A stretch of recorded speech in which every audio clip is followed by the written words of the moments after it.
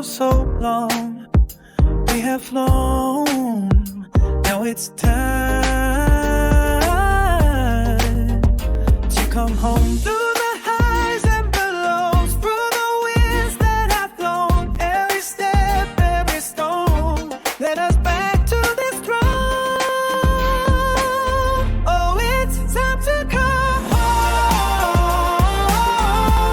where the light brightly glows. No more lost all alone. Oh, it's time to come home. So, tell us what you think about the trip so far and your first time being in South Africa. Wow, I think the trip is amazing so far. I've met some wonderful people who, we just met on the trip, but I feel like we've bonded already. Dr. Asad is amazing. Dr. Rhonda is amazing. South Africa is it's awesome. I've only been here a few days, but people are really nice. It's a beautiful country, and I'm happy I decided to come on this adventure. A good evening, and your stay so far has been pleasant. Yes, thank you. Yeah? Yes. Okay, so my name is Fatima Sheikh. I'm the Executive Director of Power. It's been a year that I've been here. Power's been around for almost 47 years. One of the longest standing NGOs in South Africa, and one of the oldest dealing with gender-based violence. So, yeah, let's see that we'll talk about Power. Maybe you can start and introduce where people are from, get to know you a little bit. Would like Start. Yep. My name is Officer will take down your statement and advise you, you need to go and get a protection order, you need to make an affidavit, you need to go here, do this, we're referring you to Power or other organizations, and in some instances they said, this is a domestic affair, go home, go play nice, you probably are not a very good woman, so, go sort yourself out, and we've had that. And the recourse that we as an organization have for that is very limited.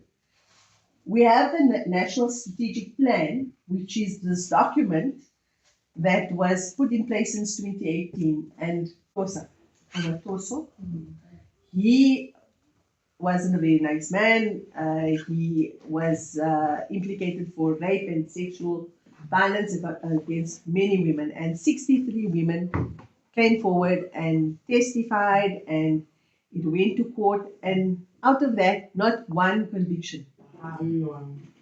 63 women put themselves on the line, challenged this person, and nothing happened. So as organizations, we asked, what happened? Where did it all go wrong? And the reality is that, yes, there's corruption, but there are also people in these positions that actually don't know how to run a case. They don't know about, collecting evidence. They don't know about preparing cases. And it's easier to get away with rape in this country than it is to actually get justice for a woman who has been raped, who has evidence and everything else that goes with it. And we encourage our clients to do the right thing. So follow the law. We have these different legislations. Let's make it work for us, but it doesn't really work. Those are our challenges. And in the early days of Power was part of writing the Domestic Violence Act. So us together with a couple of lawyers and a couple of other NGOs, we sat down and we said, there's nothing in law to protect women. So this is what we came up with. And very nice to have this, but it doesn't have teeth. And if you have officials that actually don't take us seriously and don't implement, don't arrest the perpetrators and grant bail, and what happens is they go back and then they beat up the woman again, and a lot of these people are not afraid of the law. A lot of them are police officers themselves. If a woman asks that a police officer's firearm be removed, what do you think is going to happen to her when he goes home? He's going to say, "You embarrassed me. You humiliated me. This is my job." And of course, she knows better. And then where does she go to report? To the same police station where he works. And nobody's going to challenge him. None of his colleagues and his peers are going to challenge him for doing those kind of things. So that's the reality of what we face as an organization. Can I say something? Yeah. It sounds exactly like the United States. Uh-huh. There's nothing that you have said that does not sound exactly like what happens in the United States. Seriously. Yes, absolutely. Absolutely. So it is a bigger issue than a country. It is about patriarchy. Yes, absolutely. Absolutely. And the people who sit in those positions of power are men. And if they're not willing to change it, and what frustrates us as an organization is that they expect women to organize men to do things. We must organize the marches, we must organize the campaigns. Men need to take responsibility for themselves. And as a feminist organization, we say we can't be responsible for you. Yes. We have our job cut out for us. This is what we do.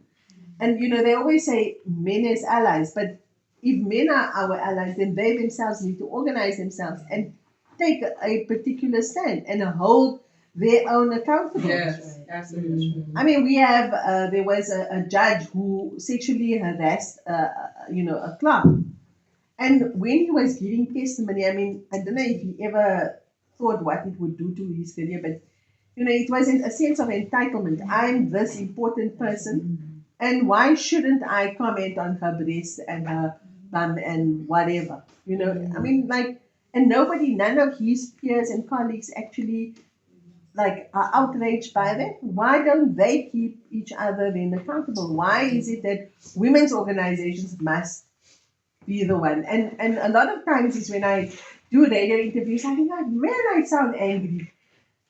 Because All right, what I'll do with just now.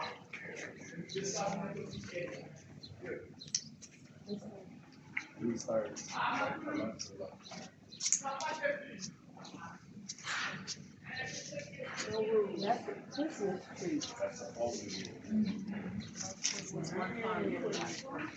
Non-whites, 1 pint of coffee, 1 ounce of sugar.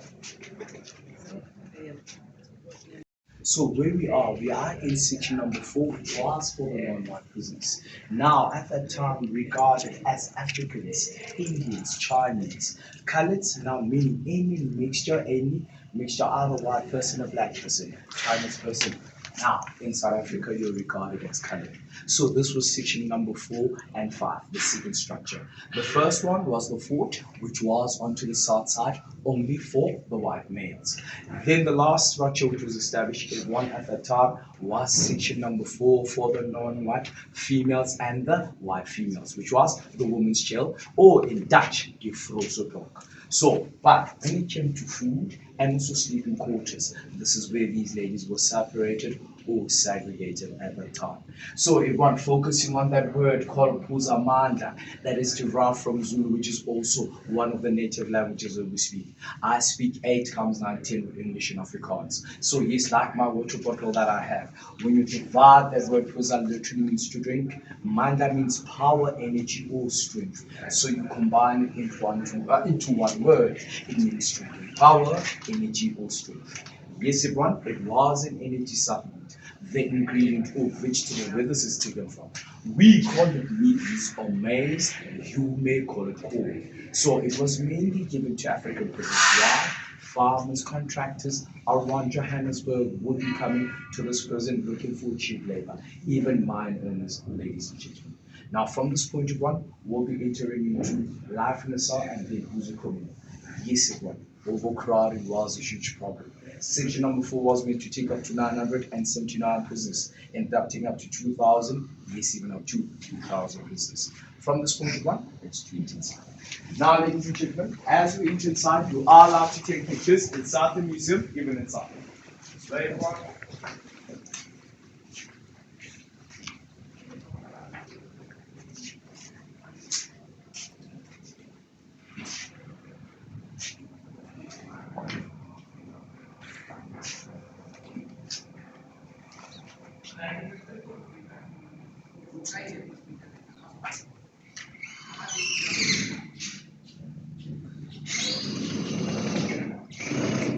in America. In South Africa, we call them wardens, which look after prisons, from the British word wardens at that time. And yes, everyone, we were colonized by these two, now the Dutch and even the British at the time.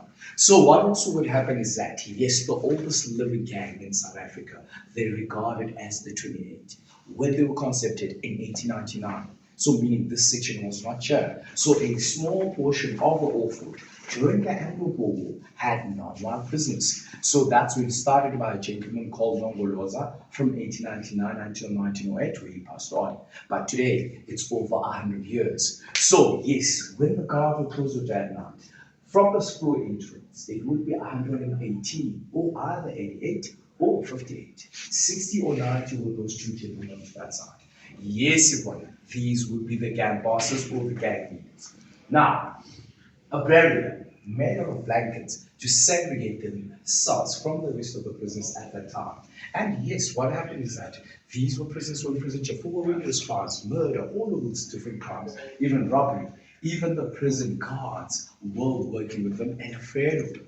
So what also would happen is that that section made out of blankets, or as you can see, divided, that was called Ematafule, direct translation from Zulu into English. Bar the tables. Again, everyone, bar the tables. That was a section for the gang leaders. Now, you're only allowed onto that side, called and summoned bar this way. If you're found onto that side, you were in big, big trouble. Then, ladies and gentlemen, coming to those two gentlemen with the yellow strap blankets, regarded as the sucker punks, meaning the bodyguards or the lieutenant to the gang leaders. Whenever they wanted food, cigarettes, extra blankets, now they would be taken from these guys. Why, everyone? To alleviate themselves from the ground in summer, and then in winter time to keep themselves warm. So meaning, when you came in, one of these blankets had to go there. So these were the sardines. Why? Because they were sleeping head to toe like sardines. So these were prisoners who were in prison for political reasons, opposing the government. Yes, not chef with proper documents at the time. Yes, ladies and gentlemen. So, tell us what you think about the trip so far and your first time being in South Africa.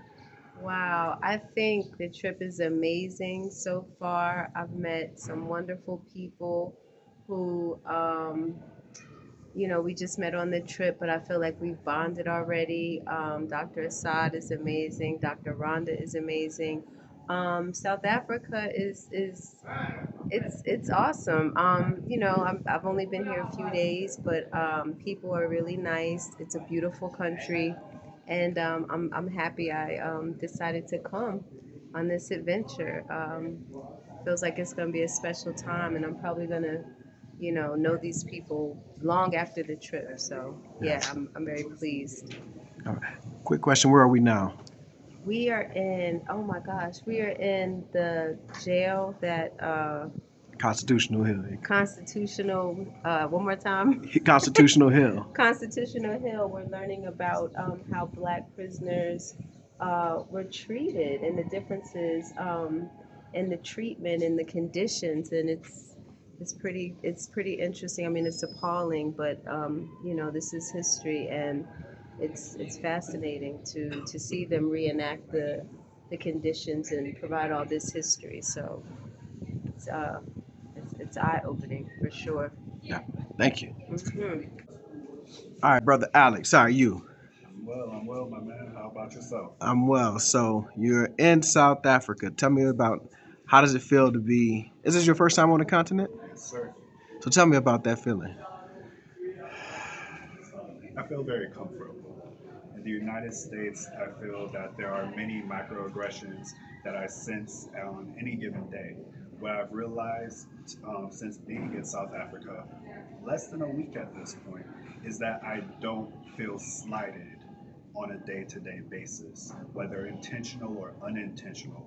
I don't have to deal with small, rude interactions. On a basic level, everyone is very polite. And being in a space, I'm sure people have heard this, being in a space where the overwhelming majority of people look like you is very humanizing. Thank you. How about this trip? So you came on the trip to both explore social work from a South African perspective, as well as just explore the culture, though thus of South Africa. So, thus far, how's this trip been? It's been enjoyable. It's been less than a week, but I already feel like I'm learning more about this part of the world. Whether it's how people move day to day through the streets, seeing kids as they're leaving school, the joy with which they interact with each other, how some of the mannerisms are similar and different than when I'm picking up my nephew from school, as well as, tours of Johannesburg, seeing briefly Constitution Hill, being here now for a tour, also getting background around mining and forestry in this area. I'm excited to learn more about what it was like fighting against apartheid while we're at Constitution Hill, exploring Wits University, and a couple of other things while we're here too. There was something that happened. I want to see if you know without me saying it. But we were riding on the tour bus. We were sitting up top, and there was something that happened several times. Do you recall what that was? No. It was the people who saw us and how they reacted. Do you recall that when people were waving and Yes. So people passing by, yeah, the yeah, kids. yeah, they were screaming, "Welcome to South Africa." Yeah. What do you think about that? Like, so often we get uh, those Africans don't like us and this, that, and the third. And here we were, a bus full of black people riding around, and we got welcome to South Africa. And it wasn't just like one group of people, it was Across the city, across the city. kids, adults. Yeah. So what are your thoughts on that? It feels good to be welcomed home. You know, in certain ways, there's hundreds of years of disconnect, but being welcomed back in, that very small but, loving way, it felt good.